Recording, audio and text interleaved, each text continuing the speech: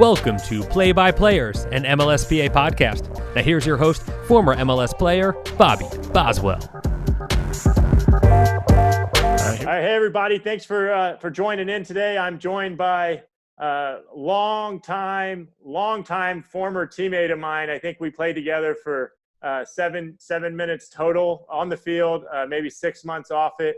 But we were teammates in Atlanta. This is an MLS Cup champion. He's a Campeones Cup champion. He won the US Open Cup. He was the Rookie of the Year his first year in the league. Very honored to have Julian Gressel on the show today. Thanks, Bobby. I'm honored to be here as well. Thanks. Well, we were joking before this thing started that we've got the Gressel special. We've got I think your segment on there is Wrestle with Gressel. We got Gresselmania. So the Gressel's been a name that's become more of like a household name. So it's a great honor to have you on. And I see you're growing the beard. Tell me about how you're handling this quarantine. Yeah, the beard is finally coming in a little bit. It looks nicer than what it actually looks like in person, I feel like. But yeah, the quarantine is all right. It's going fine. We're at home just like everybody else. I'm still trying to get my workouts in as best as I can. Trying to still stick to a routine with going on runs in the morning and doing that stuff, get it out of the way, and then doing different stuff in the afternoon, if that's, playing PlayStation, connecting with family back home, or maybe listening to some more podcasts and then doing a little bit of self-evaluation and then self-development in that sense. But yeah, my wife is pregnant, so we're getting all of that. Yeah, congrats. I know you're a very known big fan of your dog, and I always say guys and people that love their animals, I say if you think that someone posts a lot about their animals, wait till they have a baby, and it's going to be even it's going to be more of a range of emotions. But I'm really excited for you. I was hoping that you'd be able to do the old burn bomb belly after you scored a goal, but are you excited about it? Are you nervous? A little bit of both? A little bit of both, but at first we were super excited because I think it's been in the works a little bit for us. We wanted to have a baby soon, and for it to happen now with the move to DC, it kind of all fell on the same time during the same time. We got up here, we moved up here, and then I think as I was on a preseason trip, my wife called me up and was like, "Hey, I'm pregnant." So we finished the move. We got up here. We found a doctor. Everything's going well so far. So yeah, we're excited. I can't wait to be a dad, to be honest with you. I'm a guy that loves to listen to stories like the ones that you told in the locker room and other guys told in the locker room about their kids. And I'm certainly in for something special, and I'm excited about it. Oh, well, that's awesome. Congratulations. We talked about you staying in shape. I've seen you've been running around the National Mall and on the monuments, and are you handling the I want to get into the transition later more from a player side, but from a mental side, are you handling the transition okay to the new city? Yeah, I was actually really happy that we got everything done before the whole pandemic hit. Really, we moved everything. We found a place quick, which we're actually going to move again very soon to a house, obviously because of the baby.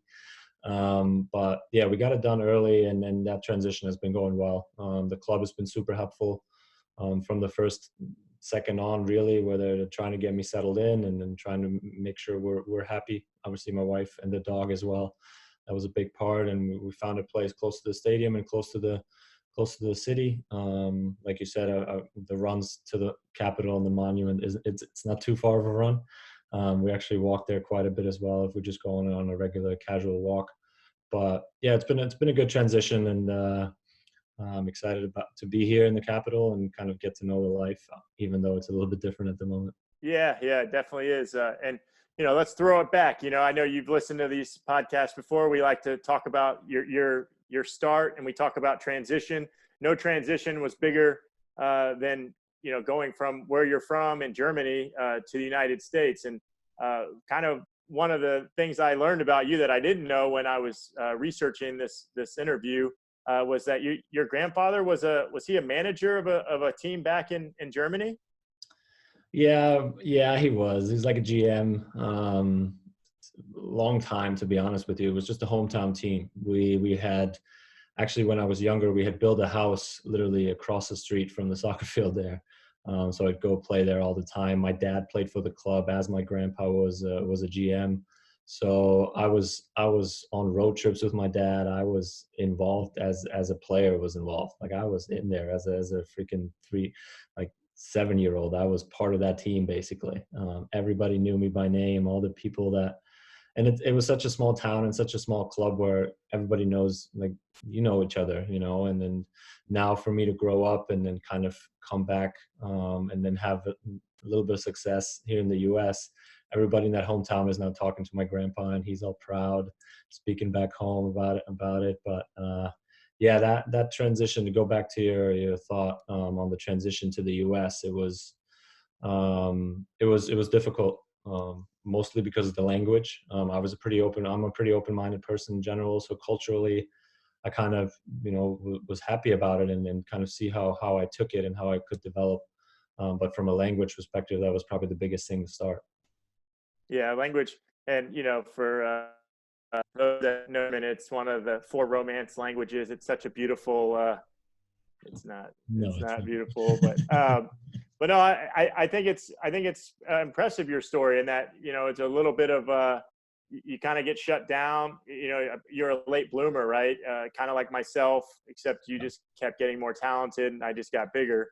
But it was one of those where you were kind of shut down in the youth ranks there. And then you found like an online service to come to the US. It kind of sounds like a Tinder for soccer players or something like that. But how do you end up coming to the US? How do you make that decision to come play college soccer versus trying to stick it out and play pro in Germany? Yeah, it wasn't an easy time, because obviously I wanted to keep my family involved as much as possible. But I was basically at a time in Germany where I just finished high school. And I wanted to continue on studying because of my background, and because of, I kind of got shut down at academies, so I kind of knew that I had to prepare for something else if I wasn't turning pro and I wasn't making money right away with just playing soccer. So I decided that I would like to take the next step here in the US and combine studying and playing at a pretty high level that then ultimately still gives me a chance to become a professional player and fulfill that dream. And that was, it was the easiest way for me to come to the US to do that. It wouldn't have been possible to even play amateur at the highest amateur level that I was playing at in Germany and go study at the same time. You'd have to miss trainings. You'd have to prioritize one thing over another, and I didn't really want to do that. So I saw the way here. I got to experience the culture a little bit through an exchange program a few years before. So I kind of knew what I was getting myself into in the US in general. And then one day I got a Facebook message from that organization that you just said. It's like a matching service kind of a thing, but it's basically like an agent that you sign up with. You just create an online profile, and then colleges can go in on the website, look at your profile, look at your videos. And there's people actually reaching out to colleges as well to then form a connection and see what players they're looking for, and then kind of where the player would fit. And it started with a Facebook message. I replied, and she was like, "Hey, here, sign up here, and we'll kind of get you started." And then it kind of just got rolling, and I never looked back from there, to be honest. Yeah, and you did really well at college. I think going to the Final Four for a team that, as far as I know, y'all had never been to the Final Four, right? I mean, you go to the Final Four. You were up for Herman Trophy finalists, which is one of the best 3 college players. I think the transition in terms of, people always want to compare, right? You want to compare how well is the MLS to the EPL, or how well is the MLS to the Bundesliga. And, when I was a little bit younger than you, maybe, I tried to go over to Europe. I ended up with a stint in Turkey. And then my backup plan, the only thing I could get at the time when I was playing with the national team was a 2nd division trial in Germany. And I remember at the time thinking, like, I was offended, like, oh man, I can't believe I'm not even good enough to, get a trial with a first team, and then the trial was with the second team. And then we played a preseason game against Nuremberg, and they they destroyed us. And I just remember thinking like, oh my God, I'm not good enough to even play in the second division in Germany. You know, tell me about how good the level is there, you know, versus a guy that comes over and you kind of from your freshman year, you just dominated the sport in college. And then you go to the pros and you dominate the MLS. I mean, tell me, you know, as a guy that's seen both sides of it, do you think that you would do well if you went back to Germany? And, you know, kind of, we don't get a lot of opportunity to have someone that's been on both sides of it. They can talk openly about it. Yeah, I honestly, I wish I could actually compare it directly, because I mean, the highest I've played in Germany was fourth division, and that's still considered an amateur division, right? So I was never a pro in Germany, which I obviously growing up was my dream, right? To play in the Bundesliga and all that kind of stuff. But yeah, it's difficult to compare for me in that sense. But I think that ultimately for me, I just needed more time to develop, and college gave me that time, where in Germany, teams don't have time, especially once you turn 18, 19, they don't have time to wait until you're 22, 21, 22, and then be able to play in the second Bundesliga, first Bundesliga, whatever it is.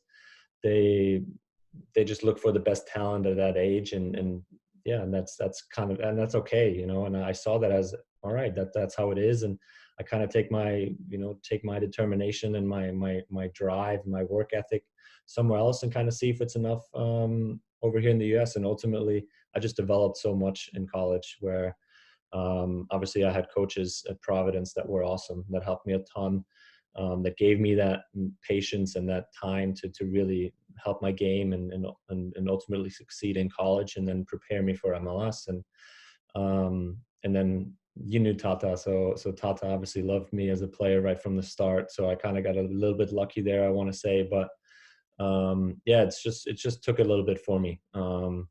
And yeah, to really, I mean, I like to take my chances over in Germany. I don't think anybody would say no. If you're a competitor and then you wanna play over there, or you want to compare yourself with the best. So I think I'd like to take my chances there.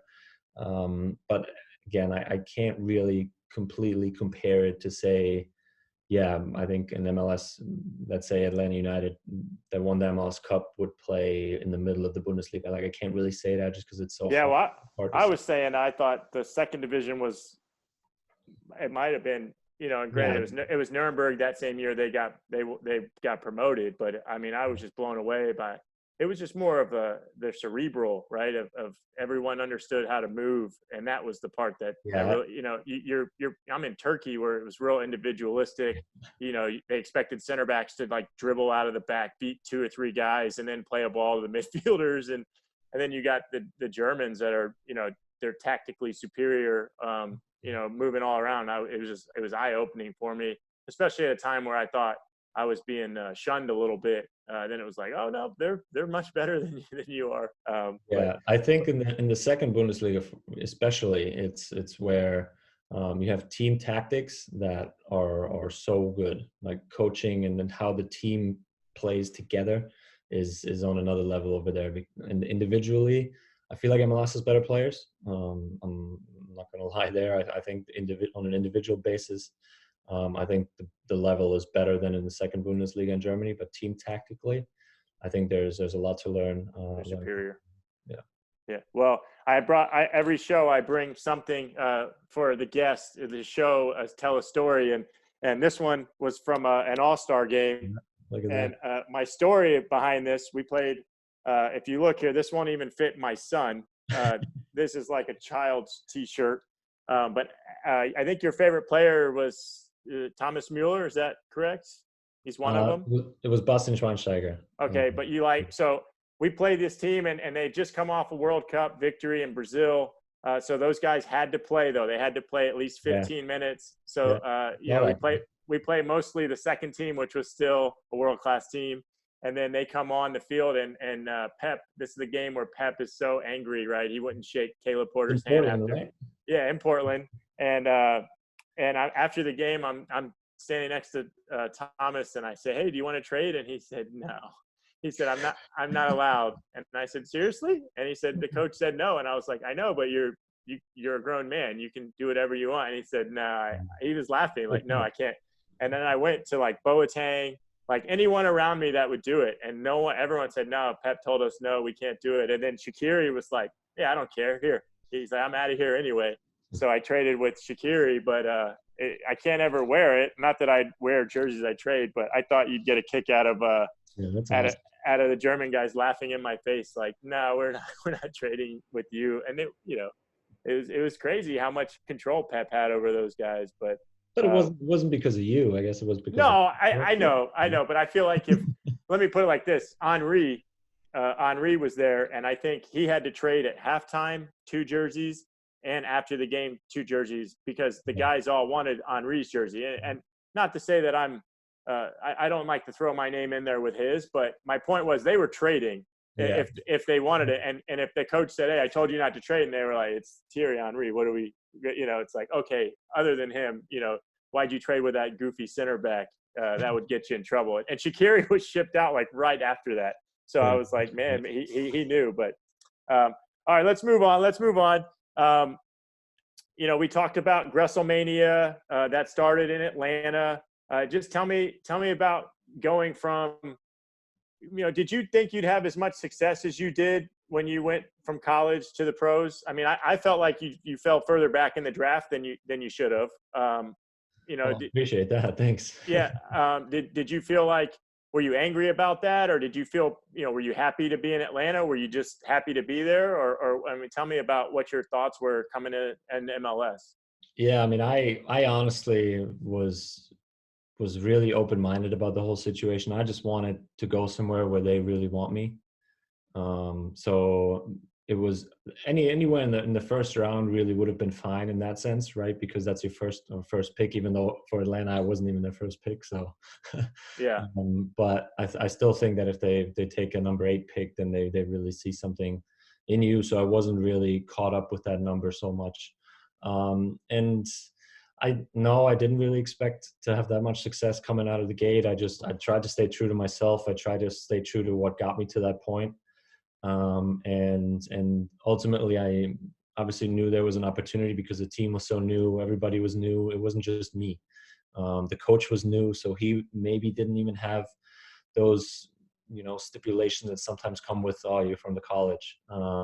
Let's kind of see how you fit in with the second team or the third team, and then we'll see if you get a contract first of all.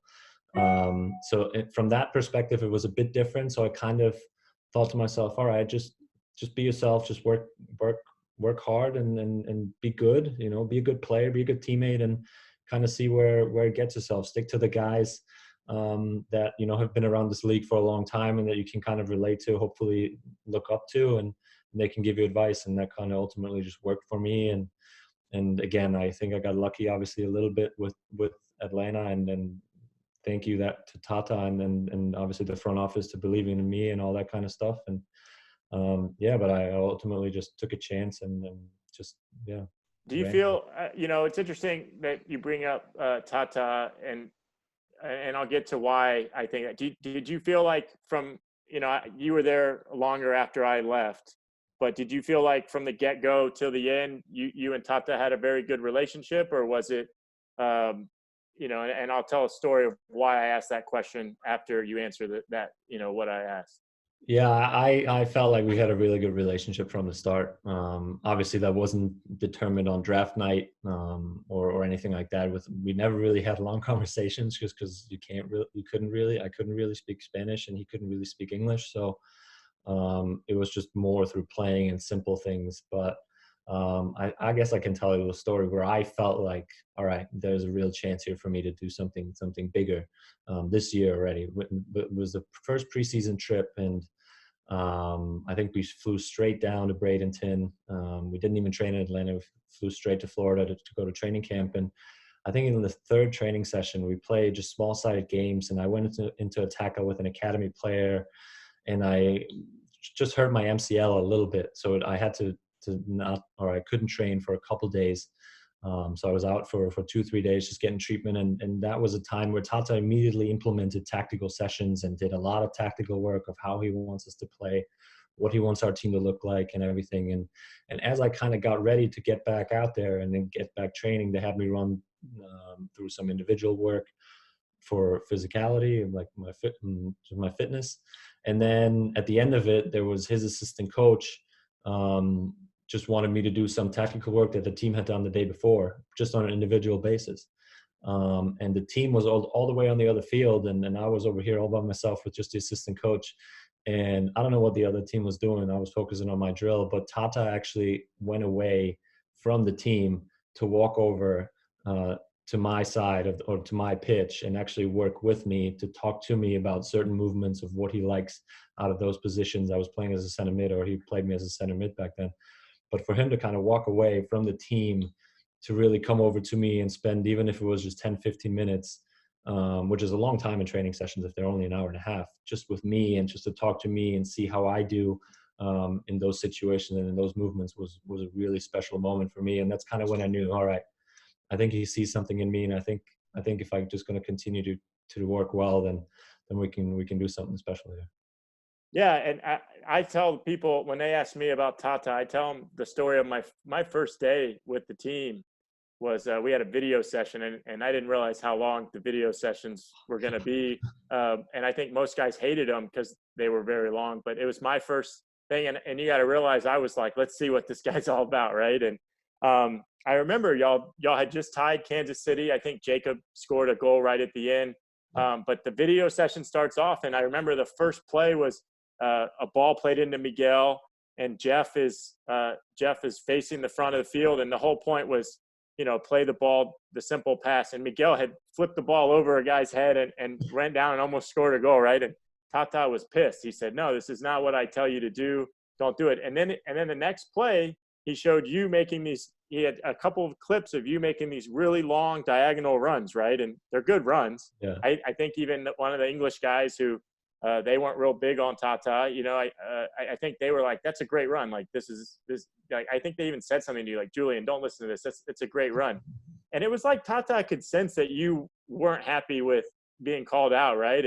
And he said, "Oh, okay, let me show you an example of what I want." And it was like they were in the video guys in cahoots. They know what's coming. So they show a Real Madrid clip, right, of what he wants. He wants you to stay wide, not to run in. And then it was like, you know what? Let's show you a Bundesliga clip. You're a German guy. Let's show you the Bundesliga clip, right? And I remember being like blown away because I'm going, this guy's a rookie. He's making good runs, and you didn't mouth off. You weren't being disrespectful, but it was almost like he was saying, you know what? I'm going to spend some extra time to really, really drive this point home. And I was blown away because he calls out his best player and Miguel for doing something that I thought was incredible. He said, "I don't want you doing that." And then you've got your young rookie that is going to have a great career. And he spends a whole video segment just going through and saying, "Hey man, I know you think that's a good run, but that's not what I'm asking you to do. I'm asking you to do this." And he's got all these clips queued up just in case you have this idea that. Love that. Yeah. And I was like, this is the greatest thing ever. And yeah, it was awesome. And that's why I wasn't sure, I know he did go at you a lot, but it was to try to make you better. And that's why I asked if y'all had a good relationship, because whether y'all got along or not, we can both agree it's an incredible experience for you as a young player. But at the same time, it sounds like y'all did, your relationship was great throughout your time there, which makes me happy. Yeah, it was. It definitely was. And I walked out of some meetings where I'm like, man, really? Like again? Like, come on, like, just give me a break here. Like, I've played 4 positions for you already. Like, all right. But at the same time, I also had guys come up to me and after that, and like Jeff, for example, Jeff Lorenowitz, and be like, listen, that just means he cares about you. He cares about how you play, and he just wants you to get better. And that's always how I saw it in the end, even though maybe sometimes in the heat of the moment I didn't. But it was a great time for me, and I really appreciated him, and then I think he appreciated whatever I gave to him as well. Yeah, no, that's incredible. And then you mentioned you play all these different positions. How do you? I know I don't think a lot of guys want to be known as a utility guy. What do you? What would you like with DC? I know we're getting ahead of where I want to go with this, but where do you see yourself? most natural position where you want to play and where you can be really yourself on the field? It depends on the team around me. I've always said that, and I know it kind of sounds weird, but I think it just depends on what we have as players. I think I can fill roles to complement the team that we have, and I've obviously spoken to Ben a lot already. Where he feels like I can play a bit more central at times when he sees it that it could help us. But he also told me that I have to get better at it, and obviously. I want to. I think that ultimately going towards furthering my career, I think I want to be a center mid and a true number 8, number 10, whatever it is. But kind of that midfielder that goes up and down, that's kind of everywhere. But I'm going to have to get better at that. And then I know that, but I think Ben already knows that he can put me as a right winger, and I feel at home out there. He can put me as even a right back, and that I get adjusted pretty quick. And even if we play 3 in the back, I can be a right wing back or center mid. I think our MLS Cup run, I played left-sided center mid with Darlington and Eric or Jeff, I think. So it's ultimately kind of depends on what the coach thinks is just best. And then I'll stick with that. Well, I personally love you on the wing. I mean, I just you see the field, and things that a lot of people haven't seen in our league. I know when I watch, game tape, and I follow Atlanta, obviously, when I left, and, some of those balls you put in early behind guys, it's like Joseph would just see it and just go, and he knew that you'd deliver it. And, and then guys got to drop off, and that gives you the chance to drop some bombs, and you were capable of doing that. So, I'm excited. I'm a little upset with obviously the timing of what happened with the pandemic, because, you're gearing up for soccer, and I was really excited, having played in DC so long, to see a guy that I liked in Atlanta go there. I was excited for this year, but fortunately for me, you're a young guy, so I'll get to see more. Talk to me about going from Atlanta to DC, because I did the opposite, and a lot of things have changed since I was in DC in terms of the facilities, and they have their own stadium and things like that. But I said I went from probably one of the least soccer daily friendly setups from a player standpoint to the most friendly in Atlanta. You're kind of doing the opposite, but tell me, how did you handle that transition from Atlanta to DC United? Yeah, I mean, I tried to speak to some guys. I was in touch as the situation kind of developed with the trade being more likely. I knew that there was a couple clubs that it could end up being, and I talked to some guys on those teams, and one of them was Russell Knaus here, who I instantly connected with, and he kind of just told me how it was. He didn't lie about it. He just told me how it really was, and so that gets you your first idea of what you're getting yourself into. But I knew it was going to be different from Atlanta. Atlanta was a great setup. I mean, you were there, obviously, you just said it. So from a day-to-day perspective, it was awesome. And to leave kind of something like that was always going to be a transition and difficult. But that being said, I think everybody here at DC United has made me feel very welcome. They've kind of opened their arms, and you can tell that they're a bit more of a close-knitted club, of a close-knitted locker room in general, where guys, there aren't too many South American players, and if there's one, then some of them speak pretty good English, to be honest. So it's a pretty close locker room in that sense. And from the facilities, I mean, I obviously knew the new stadium. I've played in that, and I knew that they had training out of there. So I was excited to be out of RFK, to be honest with you. Hey, don't talk bad about my old stomping grounds, man. And then I think ultimately the club is in a good position to kind of evolve over the next few years. Still, I know there's plans to do a training facility that will be out in Virginia. That will be hopefully done sooner than later, and I think the plan is next year. But I mean, I'm excited to be part of this club. I obviously, like I said, I think the group and then the coaching staff and the front office has really welcomed me, and that obviously makes it easy to walk in and be yourself, and then kind of just adjust and then just put your best foot forward. Yeah, and then I follow all things DC, obviously all things Houston, all things Atlanta, because those are the three clubs I played for. I noticed Ben, he was on an MLS interview. I think you followed him up a couple days later with Susanna and maybe Kaylin or Charlie. But Yeah. Ben was talking about you in particular, saying you've already kind of embraced your role in DC in the community. Can you tell me about some of the things that you've already gotten going? Not just the podcast with this Gressel special, but some of the charitable things you're doing during this time. Yeah, and that really just carried over from Atlanta, where obviously I did the golf tournament last year, where we raised some funds to build some more soccer fields in the city of Atlanta. And ultimately during this kind of pandemic situation where everybody's staying at home and you can't really do much, just had me thinking of how can we still help and make an impact on people's lives that really need it most. I was always a guy that just looks at my platform of how best I can use that to impact as many people as I can in a positive way.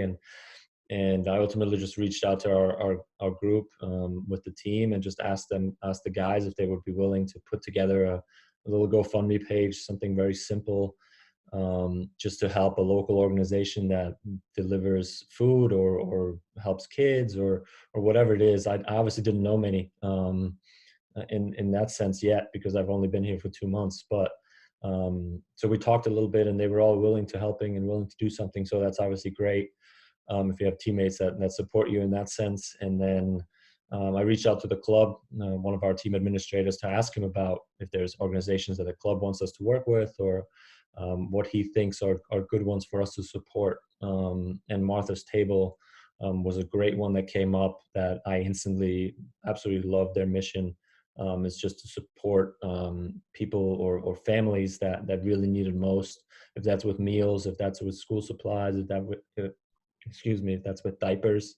Those are simple things that everybody needs, and Martha's Table was awesome in that sense. So we put that together, and yeah, I think we've raised a little over $10,000 or right around that.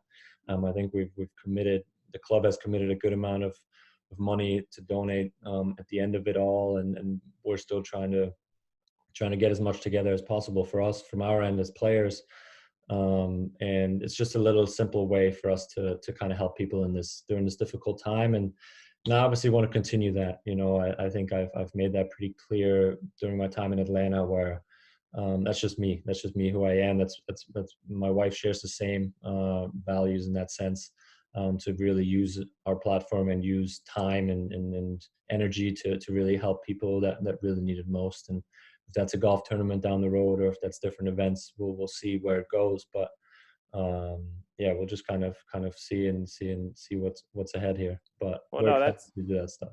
Yeah, that's awesome, man. I think the people notice it, and I think DC, they love people that'll that do well on the field and that help do well off the field. So I think they're lucky to have you there. You brought up an interesting point. You talked about your wife, which would make you eligible, I think in 2022.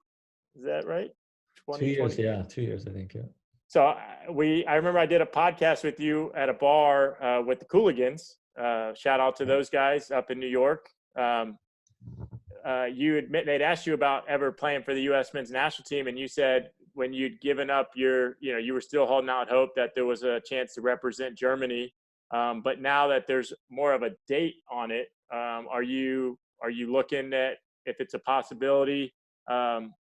Which, I mean, it's going to be a possibility, but are you more open-minded to the possibility of playing for the U.S. men's national team? I mean, first of all, I'm definitely going to want to get my American citizenship. I think that's with just the guy who I am and our family. I would want to get the American passport once that is available to me, and that with that obviously comes U.S. national team eligibility. So we'll kind of just have to wait and see at what position, obviously, the national team's in and what position I'm in on the soccer field, on the soccer side of things. I've always said that I love living in the U.S. I love this country, as if I grew up here and as if it is my home. It would obviously be a tremendous honor to play for the U.S. and to represent this great country. I'm living the American dream. I've come here as a foreigner. I've gotten married now. Starting a family, or we're in the process of buying a house. So it's all coming together.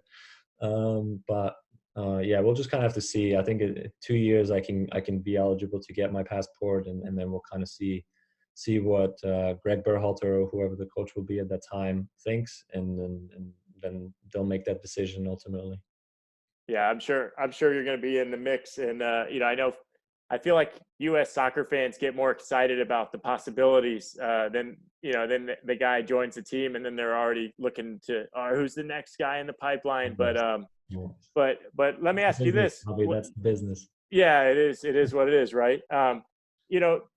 Just having gone through, I'm gonna go a little PA on you here. It is a PA podcast. Having just recently going through the process of trying to get more money and be paid what you're owed, and I know there's a lot more to it than that, but in the grand scheme of it, you were severely undervalued or underpaid for your contributions. Not just to Atlanta, but the league. Having some experience with how the system works in Germany. I know we talked about the amateur level, but you're more familiar with players' contracts expire and they go where they want to go, or tell me about how frustrating it was. Everything I've seen from you was like you were just happy that it got done, and that you found a club that really wanted you. What was frustrating about that whole process, or was it okay? A lot of people think it's a horrible process, and from afar, I did think it was pretty bad, but I don't know. I wasn't there on the ground level with you.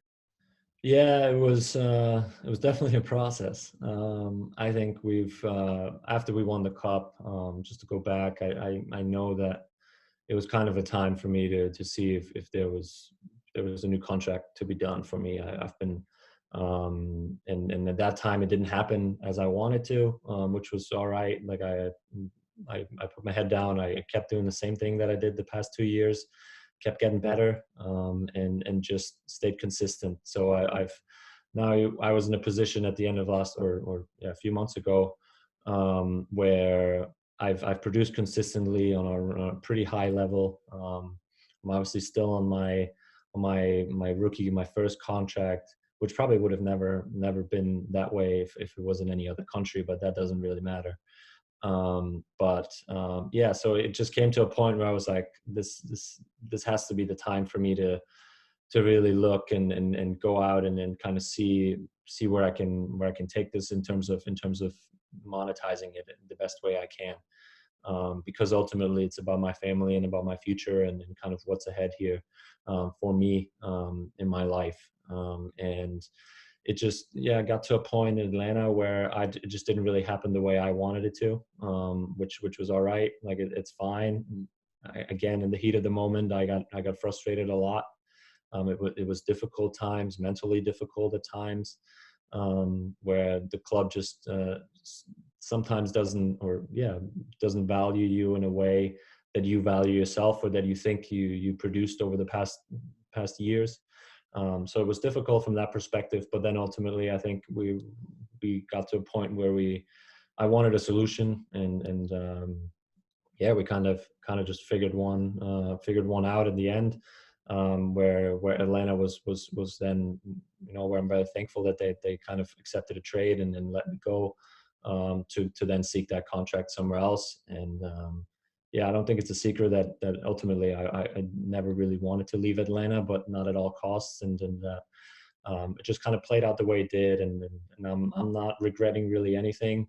I'm here today in DC with my wife. We're expecting a baby. We're about to buy a house, and we're really happy. And that's really all that matters to me personally. Obviously, I'm very thankful for the time I've had in Atlanta. I'm very thankful for all the fans and all the memories that we've made and all that kind of stuff. It was an incredible time that I'll always cherish and remember and look back to with only positive thoughts, no matter how it kind of played out in the end now. yeah, it was just difficult from a salary cap perspective, I think, where that ultimately, I think, limited the team. And that's okay. Those are business decisions that are part of the game. And we're, like I said, we're here now. I'm excited to be in DC, excited for a new experience and excited for a new club. And yeah, we'll kind of just see how my career continues. And let me ask you this: when we finally get this thing going again, and you go and you play in Atlanta, you score a bomb, are you going to throw up you going to throw anything up, or are you just going to say, I'm not celebrating here. This is my old home. I mean, have you thought about that? I'm probably not going to celebrate. I think I'd have too much respect. I have too much respect for what those fans do on a weekly basis. I mean, they're amazing. Even still, for me now, I get tons of messages, even now, and that say just thank you, and you were such an inspiration to, if that was me, my wife, my daughter, my son, whatever it is.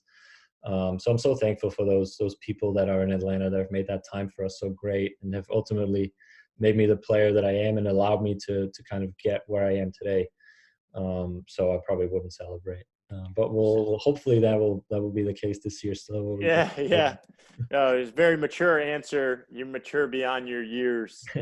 So I scored against DC after they traded me, and I celebrated. And Jaime Moreno, who I love to death, thought it was super inappropriate and they had no problem telling me that.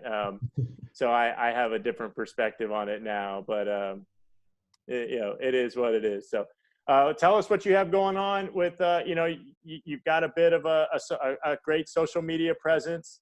Tell us about your podcast, what you'd like to do with that, and where we can find you on all social channels. And then I'll talk a little golf and get you out of here. Yeah, I mean, on social at the moment, I don't know. I got bored the other day, so I did a little Q&A on Twitter. So it's just different stuff. I mean, we're obviously trying to stay connected to the fans in the best way possible. Is that through Q&As, or obviously the Gressel special is a good way for me to kind of keep rolling those things out. We'll have a cool new episode with Paul and Yamil. So Yamil, little Paul Ariola and Yamil Assad, a little throwback to Atlanta. But yeah, I'm excited to kind of work on different things. Like I said, if that's yeah, just small stuff on personal development, where I just listen to podcasts and read books on how to become a better leader, how to become a better person, how now to become a father. Those are big things that are happening. So hey, you can read all the books in the world, man. It is its own challenges. So it's a great thing. And speaking of that, we anyone that follows you knows you're a big golf guy. You follow it religiously. You play it a lot. I would say just enjoy as much golf as you can now, because once the little one arrives, it's amazing how your golf game goes away when your time is a little bit more limited. So, or you got to work that in now.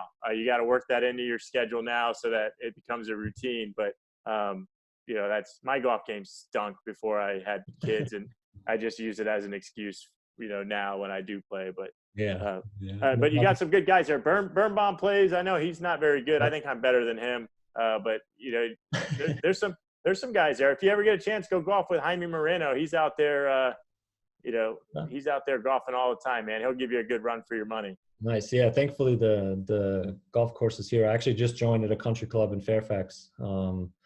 And thankfully they're still open during this time. I mean, if the weather were to get any better eventually, hopefully here in DC, we could go out and play a little bit. But yeah, I mean, I'm talking to my wife. Don't worry about that. I'm gonna have to keep that going.